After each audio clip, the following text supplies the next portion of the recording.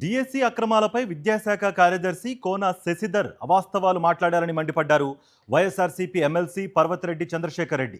అభ్యర్థులు ఏ category reservation కిందకు వస్తారో తెలియకుండా స్పోర్ట్స్ కోటా కింద ముందే ఎందుకు అప్లికేషన్స్ తీసుకున్నారని ప్రశ్నించారు ఆయన. ఏ కేటగిరీలో ఏ రిజర్వేషన్ ప్రకారం వాళ్ళు అకామిడేట్ అవుతారన్నది మీకు ముందుగా తెలియదా? అలా ముందుగా మీకు గనక తెలియాలి ఖచ్చితంగా. లేకుంటే ఏ విధంగా స్పోర్ట్స్ కోటా కింద మీరు స్పోర్ట్స్ డిఎస్సీని పెట్టి వారందరి దగ్గర ముందుగా అప్లికేషన్స్ తీసుకున్నారు? వారికి కేటగిరీస్ తెలిసినప్పుడు వారికి సంబంధించి ఏ కేటగిరీలో వస్తారో చూసుకొని వారిని కూడా మనం 1:1 రేషియోలో పిలిచేటప్పుడు వారిని పిలిచేసేయాలి.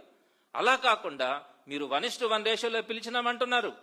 1:1 అంటే అర్థం ఏంటన్నది తెలుసుకోవాలి.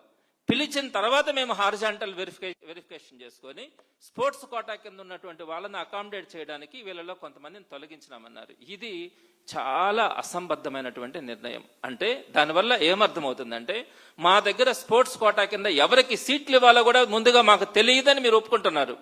అంటే ఇవన్నీ కూడా మేము తర్వాత ప్లాన్ చేసుకొని ఆ స్పోర్ట్స్ కోటాని మేము సెలెక్ట్ చేసుకొని వారందరినీ కూడా అకామిడేట్ చేయడానికి కొంతమందిని బలిపశువులుగా చేస్తాము అనే అర్థం వస్తూ ఉంది.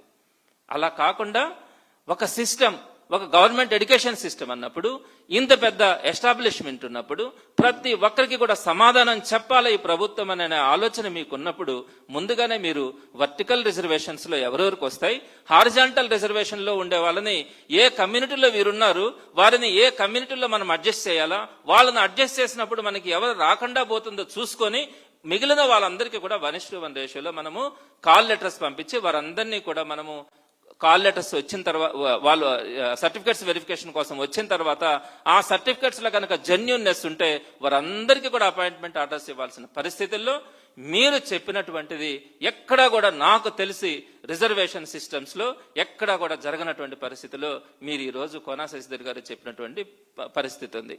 మీరు ఐఏఎస్ చదువుకున్నారు, సీనియర్ ఆఫీసర్, మీరు ఒక్కసారి మీరు మాట్లాడిన దాన్ని పునర్విమర్శ చేసుకోండి. ఇది కరెక్టా మనం చేసిందన్నది. ఇకపోతే రెండో పాయింట్కి వచ్చేటప్పటికి వెరిఫికేషన్కి మేము సర్టిఫికేట్స్ వెరిఫికేషన్ కోసం పిలిచేటప్పుడు ఒక వ్యక్తి 2 లేదా 3 పోస్టులకు గనక అప్లై చేస్తుంటే ఆ 2-3 పోస్టులకు గనక అతనికి కనుక సెలెక్ట్ అయ్యుండుంటే మేము ఆ వ్యక్తికి 3 పోస్టులకో 4 పోస్టులకో కాల్ లెటర్స్ పంపించినాము. అప్పుడు ఆ వ్యక్తి ఏదో ఒక పోస్టులో ఫిల్అప్ అవుతాడు.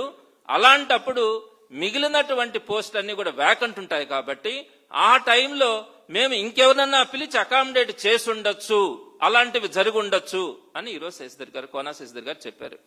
నేను చెప్తా ఉన్నాను, ఇప్పటి వరకు రిక్రూట్మెంట్ చరిత్రలో ఎప్పుడూ జరగని విధానం మీరు అవలంబించినారు. అదేంటంటే నేను జస్ట్ ఈ ప్రెస్ మీట్ అయ్యే ముందు కూడా ఒక స్టూడెంట్కి నేను ఫోన్ చేసినాను. ఆమె 5ంటికి అప్లై చేసింది. అంటే టీజీటీ, ప్రిన్సిపల్, స్కూల్ అసిస్టెంట్, ఇట్లా పీజీటీ, వీటన్నిటికి కూడా 5ంటికి అప్లై చేసింది. 5ంటిలో ఆమెకి జాబ్ వచ్చింది.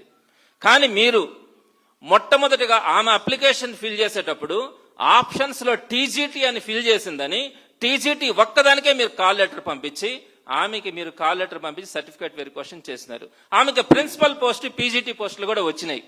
కానీ టీజీటీ కంటే అవి హయ్యర్ పోస్టులు అయినప్పటికీ కూడా వాటిలో సెలెక్ట్ అయినప్పటికీ కూడా మొట్టమొదటిగా అప్లికేషన్స్ లో ఏదైతే ఫిల్ చేసినారో మేము ఆ మొట్టమొదటి దానికే కాల్ లెటర్ పంపిస్తామని చెప్పి ఆ కాల్ లెటర్ వారి ఒక్కరికి మాత్రమే పంపించి వారికి మాత్రమే పోస్టులు ఇచ్చినారు.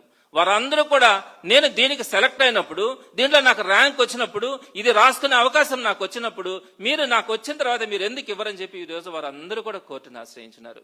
మీరు ఒక్కసారి వెరిఫై చేసుకోండి. మీకున్నటువంటి స్టాఫ్ తో మీరు చెప్పింది అబద్ధమా నిజమా అని ఒకసారి మీరు వెరిఫై చేసుకోండి. మరిన్ని అప్డేట్స్ కోసం ఛానల్ ను సబ్స్క్రైబ్ చేయండి. నోటిఫికేషన్స్ కోసం బెల్ ఐకాన్ పై క్లిక్ చేయండి.